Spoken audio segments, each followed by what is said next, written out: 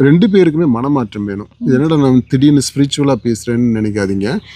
அதாவது ராமதாஸ் ஐயா கண்டிப்பாக அவருக்கு வயது ஆகிறது அப்படின்ற அந்த உண்மையை அதுதான் யதார்த்தம், அதை ஏற்றுக்கணும். 2வது, ஒரு குறிப்பிட்ட காலத்துக்கட்ட பிற்பாடு அடுத்த தலைமுறைக்கு தவறு செய்வதற்கு கூட நம்ம இடம் அளிக்கணும் அப்படின்ற அந்த உண்மையை ஏற்றுக்கணும். 3வது, ஒரு கட்சியினுடைய வளர்ச்சிக்கு ஒருத்தரை மட்டுமே காரணமாக சொல்லிட முடியாது, அதுக்கு பல காரணிகள் இருக்குது அப்படின்ற அந்த யதார்த்தத்தையும் ஏற்றுக்கணும். அப்புறம் இந்த குடும்பம், சொத்து எல்லாரையும் செட்டில் பண்ணணும், நம்ம காலத்துக்குள்ளே எல்லாத்தையும் செட்டில் பண்ணிடணும், நம்ம கட்சியையும் செட்டில் பண்ணணும், நம்ம கைமீறி எதுவும் போயிடக்கூடாது அப்படின்றதுல அந்த செட்டில் பண்ணணும் அப்படின்றதுலேருந்து வெளியில் வரணும்.